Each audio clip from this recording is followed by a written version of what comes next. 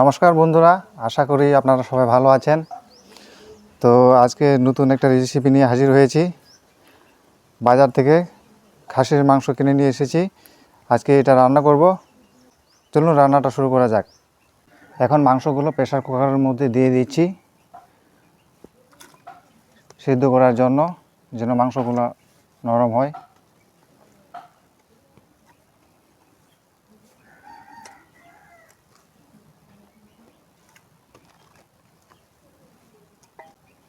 এই যে এখন মাংসগুলো সব প্রেসার কুকারের মধ্যে দিয়ে দিলাম।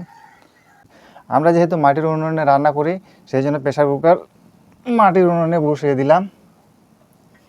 এই যে ঢাকনা দিয়ে ভালো করে ঢেকে নিলাম।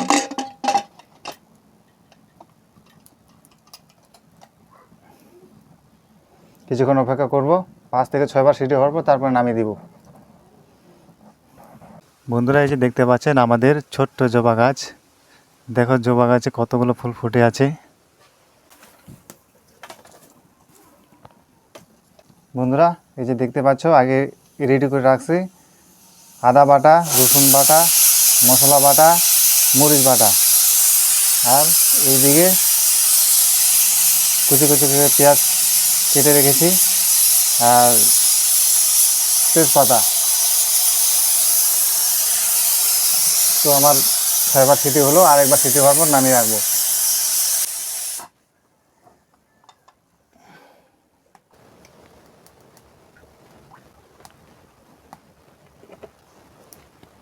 এখন তেল দিলাম। তেল দেওয়ার পর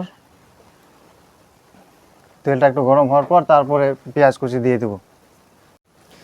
আমার তেল এখন গরম হয়ে গেছে। এখন আমি গরম তেলের মধ্যে কুচি কুচি পেঁয়াজ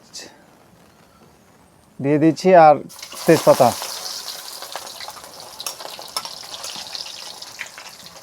পেঁয়াজগুলোকে ভালোভাবে ভাজবো। বন্ধুরা, ভিডিওটি কেমন হচ্ছে প্লিজ কমেন্ট করে জানাবেন।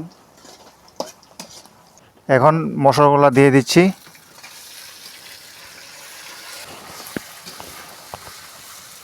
এখন পরিমাণ মতো হলুদ দিয়ে দিলাম,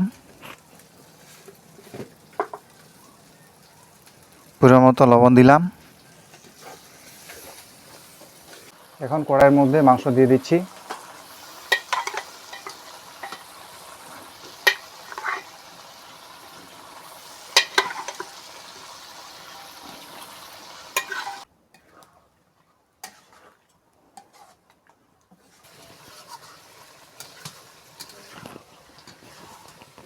এখন মাংস কষানো হচ্ছে।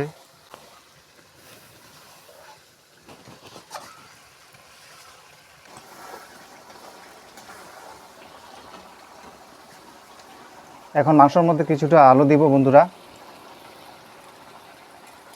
আমরা মাংস রান্না করলে আলু দিই,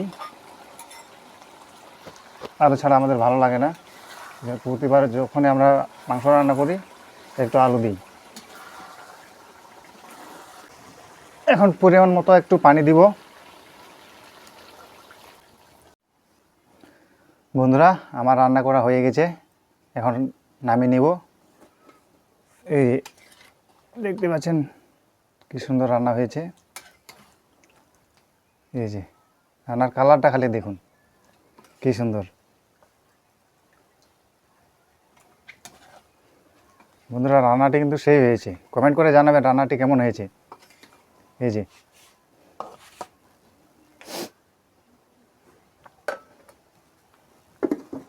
এখন নামিয়ে নিব।